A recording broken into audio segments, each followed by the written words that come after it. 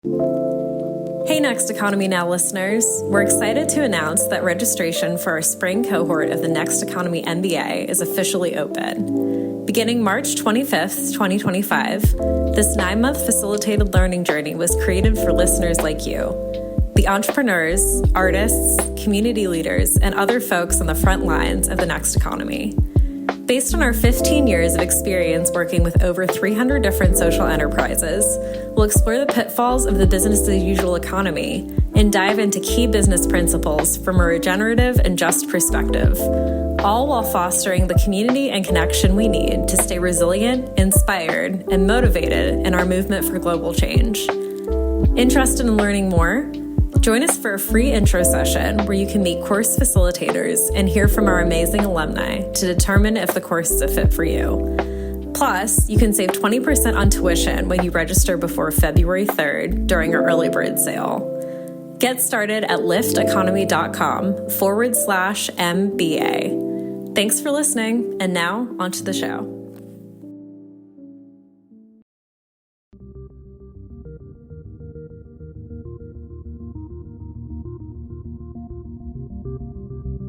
Welcome to Next Economy Now. The goal of this podcast series is to highlight the leaders who are taking a regenerative, bioregional, equitable, democratic, racially just, and whole systems approach to creating the new economy. My name is Sean Berry. I am a partner at Lift Economy, and my guest today is Matt Stinchcomb. Welcome to Next Economy Now, Matt. Thanks so much for having me, Sean. It's good to see you. Yeah, it's great to be here with you. And I'd love to start our conversation off today by inviting you to share with the listeners some of your background and how you got interested in the work you're doing today, and also in the place that you inhabit. Yeah, sure. Let's see where to begin. I grew up in Washington, D.C., and I mention that because it is relevant to a bit of my trajectory, just in terms of being pretty engaged politically, and especially on environmental issues from a pretty young age in Washington. Then I went to Oberlin College, where I got pretty involved with the Democratic Socialists organization there. This was back in the early 90s. And that kind of continued explorations around engagement for sure. But I also was a very active musician. So after Oberlin, I moved to New York City, and had a first career as a rock musician that lasted about 10 years and was great. But as I was reaching the ripe old age of 30, I thought maybe there was something more that I wanted to be doing.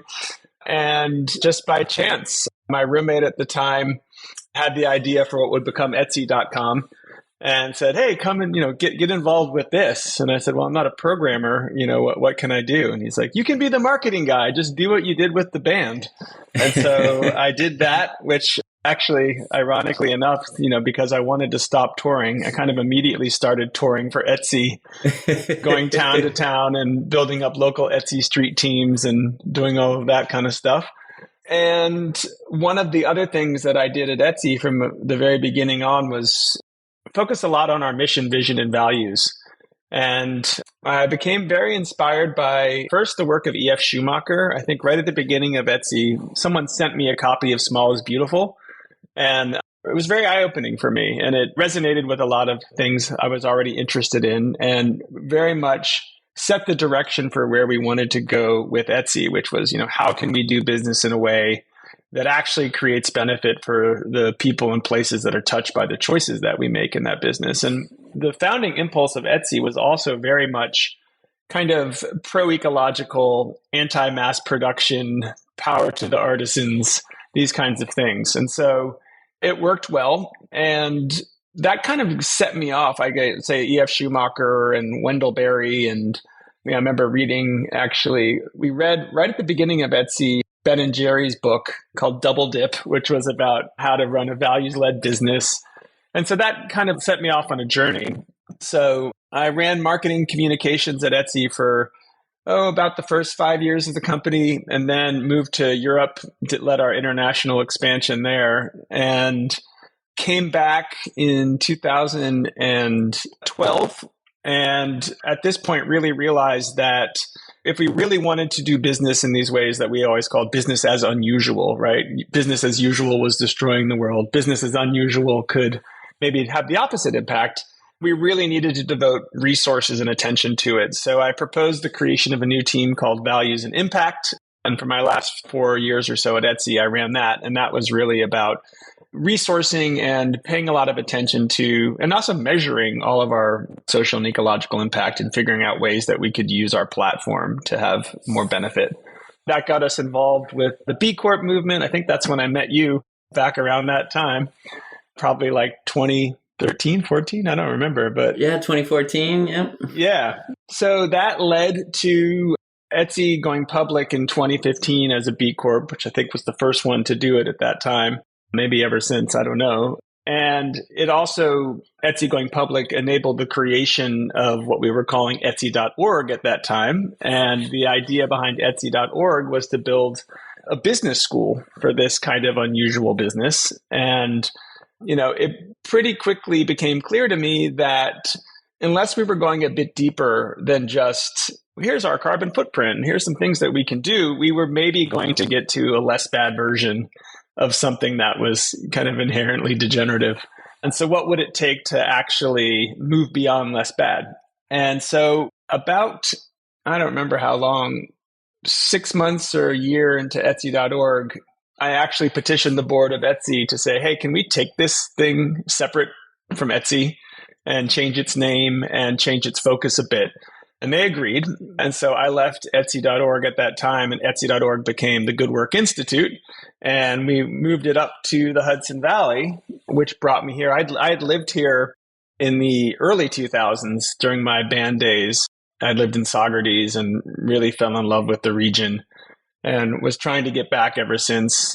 Actually, the very earliest days at Etsy were, many of them were in a rented home in Olive Bridge. And we ultimately ended up opening an office in Hudson. So we always felt very connected to this place, as did I.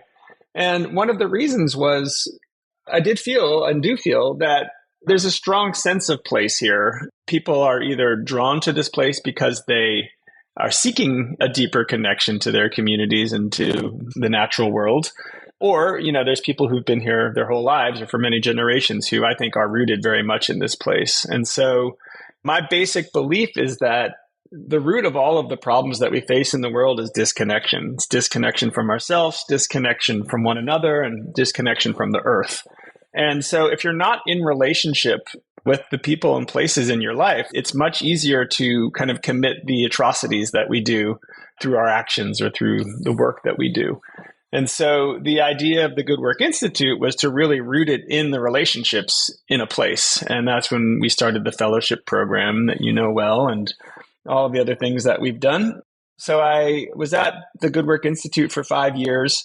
And then we realized that we were out of integrity on some levels with one of our main values, which was the democratization of communities' wealth in the workplace. And so we made the decision to transition that organization to a worker self-directed nonprofit that you know a lot about. And at that point, I was no longer the executive director of the Good Work Institute. And I stayed on the board for a couple of years, but decided it was time to move on to my next chapter. Also because I had gone back to school in 2018 at Bard for the Climate Science and Policy program, and really was just feeling the need to focus more specifically on climate and ecological restoration work.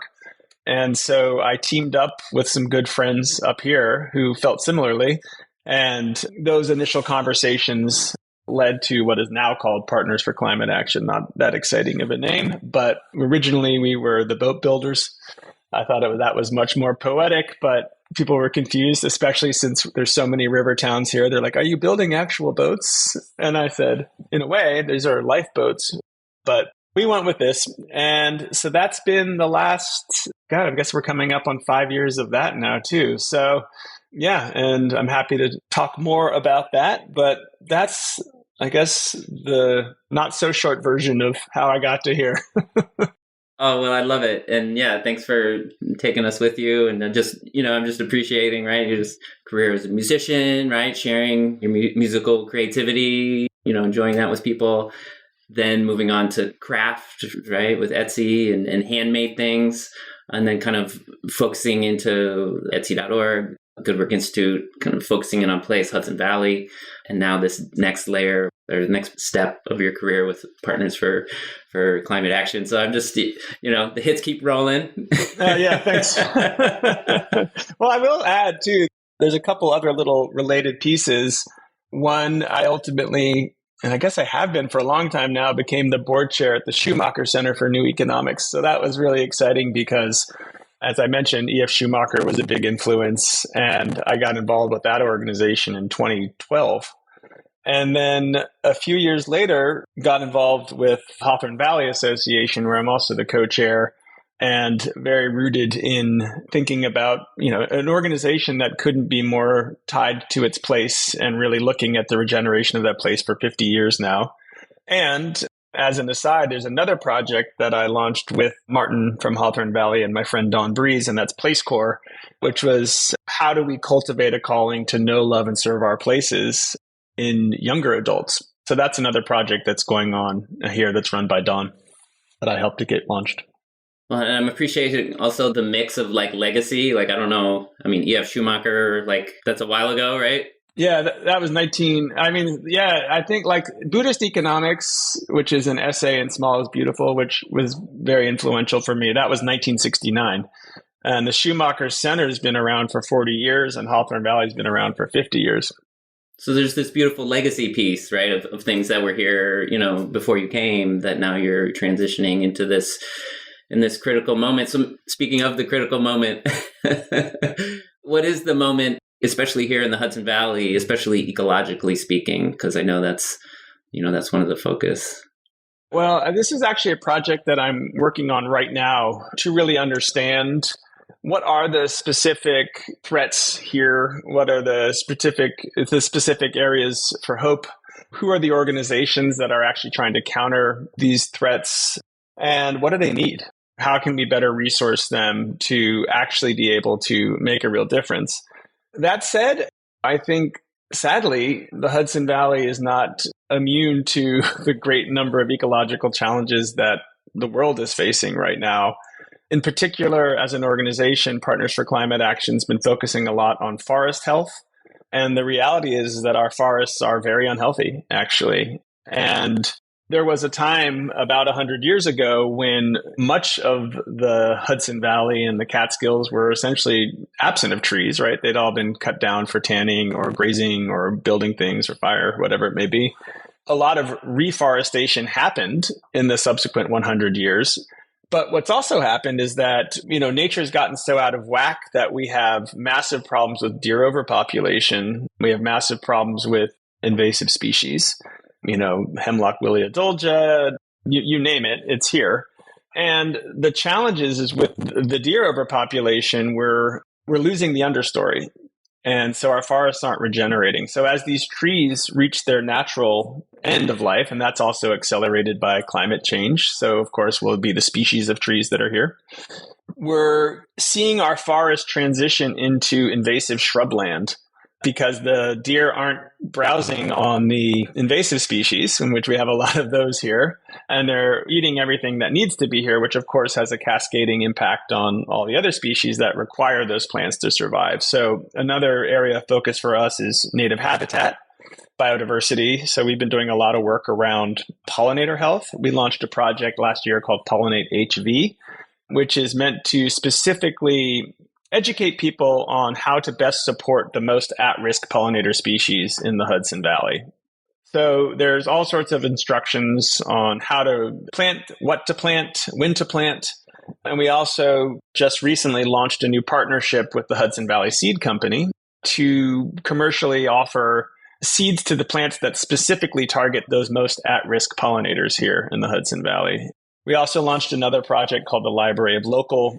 We're in 17 libraries now. So there's seed libraries and all of those, tool libraries, really everything that you need to go out and start to restore native habitats here. I think we have another bunch of problems in the Hudson Valley, also exacerbated by climate change, and that's with stormwater. So, we have most of the towns here don't have separate sewage and stormwater systems. So we're getting a lot of sewage going into the Hudson every time there's a big rain event. And of course, we're having more and more big rain events. Of course, we're not immune to sea level rise in the Hudson Valley because we are living in a tidal estuary. And whether it's Sandy or Irene, which is not just about sea level rise, but also inland flooding in all of the streams in the Catskills and on this side of the river too. So, we have a lot of challenges here that are the challenges that are shared around the world. Another thing that I think that's worth mentioning is, and it's related to managing stormwater, we actually have a real dearth of street trees and trees in our river cities. And so I believe that there needs to be a massive street tree initiative, both to improve air quality, improve quality of life, slow down rainfall, absorb more water from storm events, but also because we're seeing more and more extreme heat. And that extreme heat is not felt equally. And it tends to be our most underinvested and most underserved communities that have the fewest trees and have the most amount of impervious surfaces. So they have the biggest problems with flooding and with heat. I did a GIS project in the city of Hudson, and we looked at certain streets and found that they were about 15 to 18 degrees hotter from the maximum summer temperature than blocks that are more treed just a couple blocks away. And these neighborhoods tended also to be the poorest and the least healthy. So this is a major environmental justice issue as well. So I do believe that, there are a number of natural solutions. And as an organization, that's where we've been focusing a lot of our efforts. So offering grants to people doing ecological restoration projects in their communities.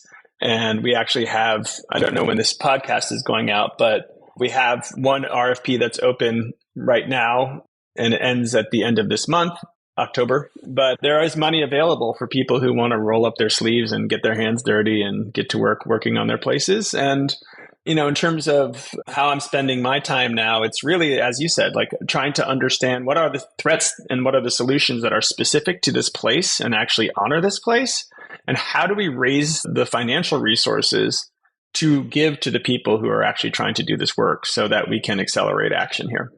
Wow, amazing. Thank you for the big picture of what are some of the problems and then tying it into some of the programs. Can you maybe have a through line into some of the examples of solutions that you're funding? Yeah, so we're doing a lot of, as I mentioned, native habitat and pollinator planting projects. Those include riparian buffers. So we're actually trying to do a lot to also think about what's getting into our waterways. And while we're also trying to create the habitat that's necessary for all of the native species that we have here. We also have done a fair amount of funding around building decarbonization for nonprofit organizations and municipal buildings here in the Hudson Valley and trying to really figure out where there's gaps in local efforts and fill them. So we often partner with small government. One thing you also know about the Hudson Valley is there's a lot of towns and villages and counties and these kinds of things, right? And because there's so many, none of them have enough resources. And the state does have grant programs, but a lot of times, even the mayors of these towns are essentially volunteers, right? No one really has the bandwidth to be writing the grant proposals and doing all of the work that's required to access these funds. So another project that we have is called the Local Champions. My colleague Paige and my colleague Vanessa ran that, and they basically provided support and stipends to environmental coordinators for towns to help them get their climate smart certification and help them better navigate state funding, these kinds of things. So that's really what we try to do is, our organization is very much rooted in this place and really trying to understand, really at the creek level or at the block level, what's needed and figuring out ways to get resources to people. So a lot of what we do, while we do run programs, we also do a lot of granting. So we raise money and then we re-grant that money through these different programs. So the ecological restoration grants, the building decarbonization grants, we recently partnered with the Bloomberg Philanthropies to do youth climate action grants. And so there were some really cool projects that have come out of that around rainwater capture and soil remediation and composting and all of these kinds of things. So the focus this year, as I mentioned, with the ecological restoration grants are forest health. So we've been funding deer exclosures and a lot of things like that. We've also been focusing on pollinator habitat. So the good news is that there's a lot of people who are interested in native plants and creating habitat that's needed here. I mean, I think that's another big threat that I forgot to mention, again, like a lot of places, but there's a lot of development that's happening here. And so how do we try to do that in a way that actually makes sure that we're not destroying our essential native habitats? And we have to really be doing it at a systemic level, right? That's one of the other challenges that I see here too. It's not just fragmentation of land, but fragmentation of action. So you may have one farm that's doing everything the right way, but if it's surrounded by 50 that aren't, or you've got one development that's happening the right way and it's surrounded by a whole bunch that aren't doing it, that's actually not going to solve the problem. It might slow things, but it's not going to solve it. So I do think that there's another piece of this that has to do with policy and how we think about land use. And also, so much of the land is under private control in this place. So how do we educate landowners to more ecologically minded land management practices? Yeah, I'm glad you mentioned that, because one of the things that bothers me, I live actually right between the Wallkill and the Rondout, the Wallkill River, Rondout Creek. Mm-hmm. And both of them you can't really swim in. Yeah, especially not after a big rain. Yeah, so there's an important website and service, right? Riverkeeper, where you can check the water quality levels. But, unfortunately, I don't check anymore because they're always substandard for human interaction. Yeah, and you've got all the algal blooms and things too that are happening, and the eutrophication of the rivers. And yeah, I mean, I think agricultural runoff is a big one, but it's also, we have a lot of aging infrastructure here. So there's a lot of old septic systems and things that people may not even realize are leaching into our waterways. Yeah, and we have a canoe and like to just go out. I can go a half mile away and put my canoe in, but I have to explain to my daughter of like, don't touch the water. It's not safe, but it looks beautiful and natural and all this. But yeah, it's not. And unfortunately, I don't think it's been good for a long time. And I don't think it's in sight. Oh, it'll just clear up with the next rain or something. It's a bigger issue that gonna need. Yeah. And that's another challenge that I see too, is that for an organization like us, we're pretty small. And, things like a new septic system or like a new sewage system for a town, is hundreds of millions of dollars, if not more. So I really do think that this is the place for the state and the federal government to really be stepping in. And I do also feel like making sure that any new building that we're doing is not just furthering these problems. So it comes back again to policy and building code and all that kind of stuff. So Matt, since you're, and thank you for all this about, where we are, but since you're kind of aware and you're also connected outside of this region, who else is doing good work that you're inspired by, or maybe leading, or reference points or inspirations that are doing similar things? There's so many people doing good work right now.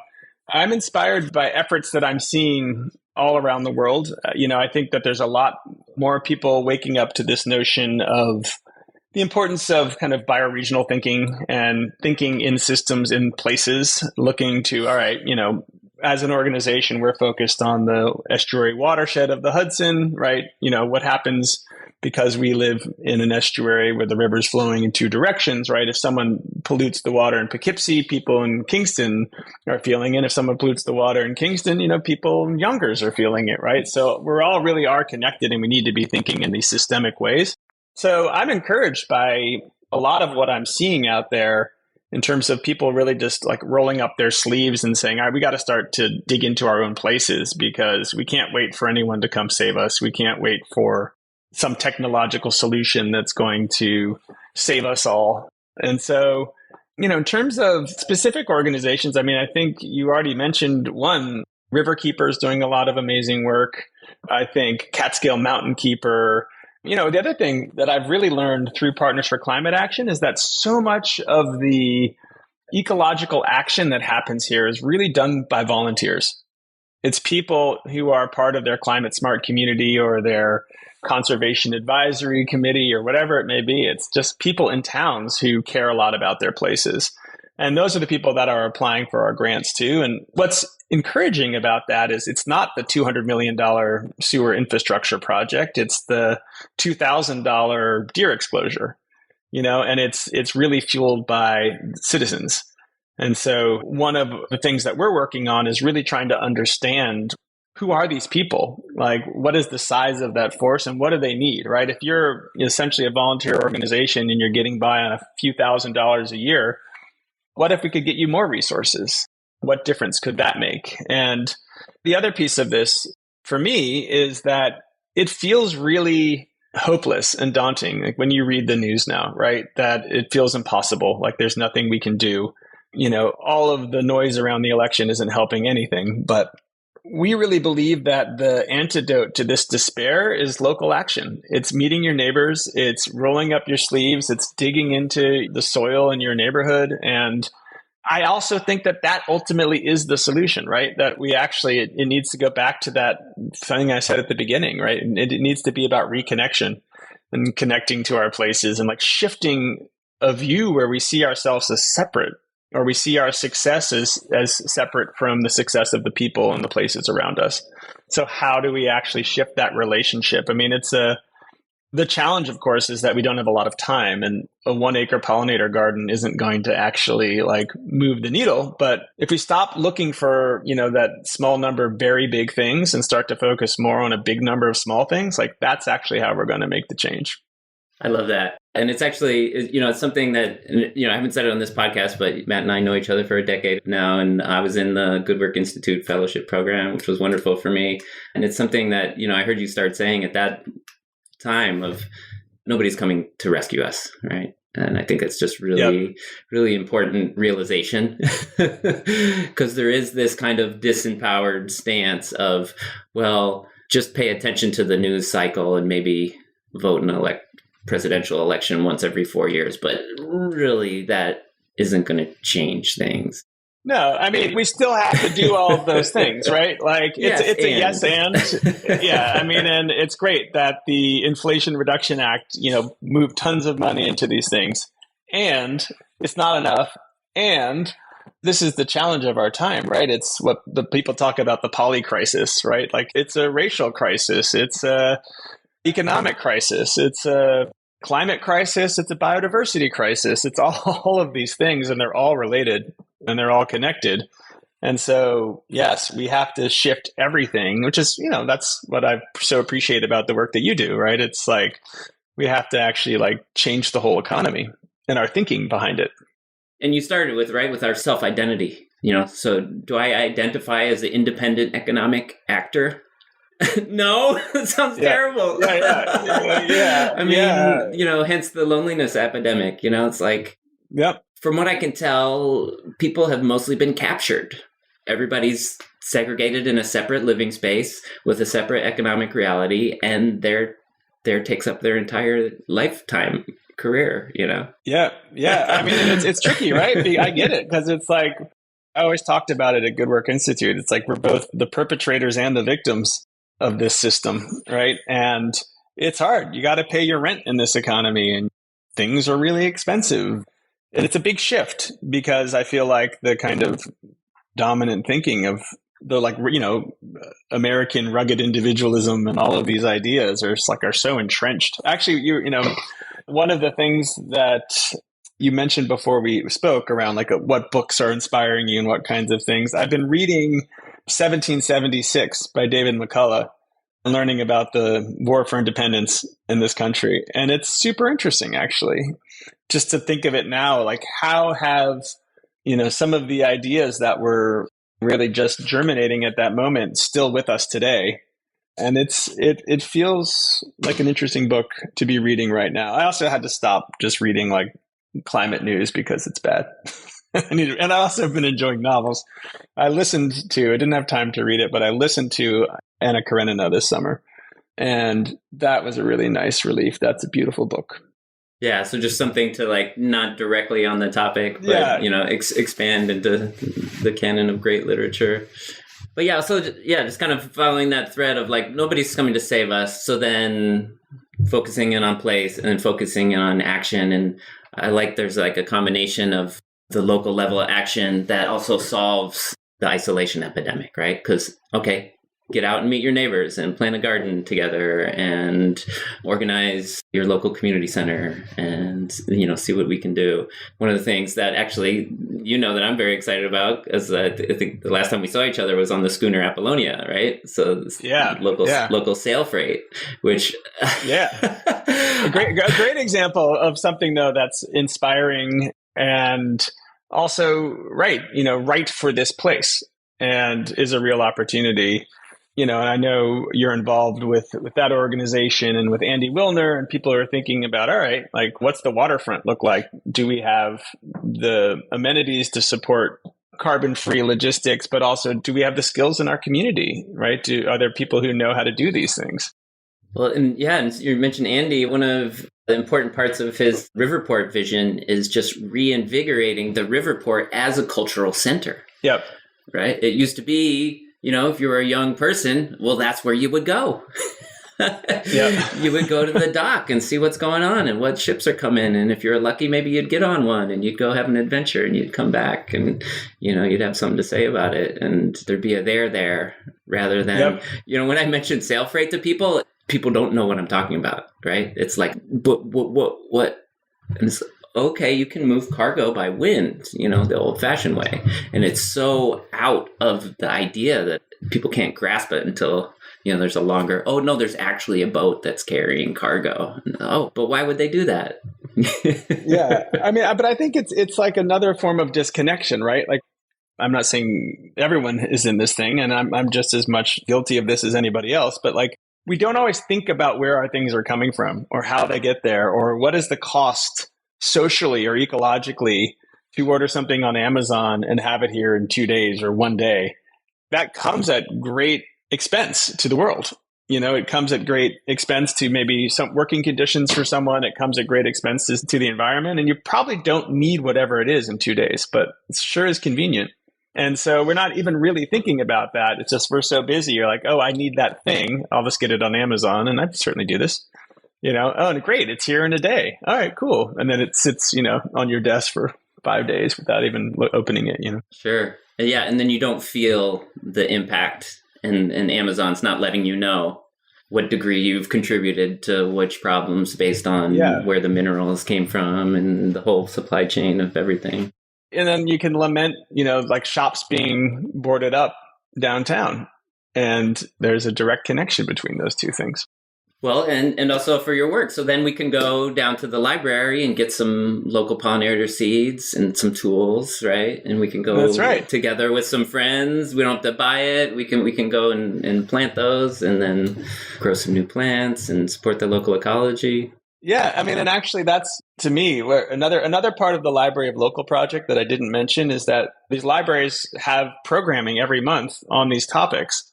And it's a great opportunity to go and meet your fellow travelers in your town and get involved with these kinds of efforts. Because, when I think about where we are to kind of bring it full circle to, the state of things, we need to be talking as much about adaptation and resilience as we do mitigation when it comes to climate and ecological crises. Like we've already baked in a lot of intensifying impacts for ourselves. And I'm not suggesting that we shouldn't ever stop trying to not make them any worse, but we're in for a very bumpy ride. I mean, look at the hurricane season already this year and what's happening. And we're not immune to that. I mean, maybe different than the Gulf Coast of Florida or something, but people are still recovering from Irene. And like last summer, there were tons of damage to roads and other places from flooding and all of these things. So what's probably most important is relationship to your neighbor and compassion for your neighbor and actually starting to cultivate those relationships. So, going to the library, sure, it's about getting the seeds and the tools and the knowledge, but it's also just as much about getting to know your neighbor and, cultivating that relationship. Like that is at the heart of like the Good Work Institute and all of these things. That's the difference. It's relationship. I always mention this. I think we read it at GWI, but the essay It All Turns on Affection by Wendell Berry, to me, is like really the perfect argument for this. And we have to actually like be in relationship with our places and the people in our communities. And that is ultimately how we're going to survive. So I do feel like the current political climate and division that we have in this country is so profound. And that scares me because we will have increased immigration, climate refugees. These kinds of things are coming to this place. And how do we learn to welcome and cultivate them? How do we invest in the right policy to be able to house and feed people and all of these things? But really, we're going to need to have more compassion for one another. And my belief is that our common ground is our common ground, that actually everybody really wants kind of the same thing. And we all want our places to be thriving. We all want clean drinking water and clean air and healthy forests and all of these things. And it's sad that those things have become somehow partisan. So that's my hope is, can we get together with our neighbors and actually work on restoring our places? What a way to bring us together. Well, and yeah, I just want to say thanks for your good work in doing that and help organizing and funding. Well, I mean, yeah, we do it together, right? Like you're saying, like I received your invitation to join the Good Work Institute and do some of this work. And I feel like that's part of this moment is like stitching together this network of teams doing different pieces of the solution. So thanks for bringing your part to the quilt. Yeah. And yeah, as we're rounding out our conversation, would be curious, like, what do you need right now in terms of any of your projects, and how can our listeners help you grow the next economy? Well, that's very kind. Always good to, as I said, meet fellow travelers. Always feels very crass to say, but donations to Partners for Climate Action are always helpful. We re-grant that money back out with all sorts of support to the people who are getting it.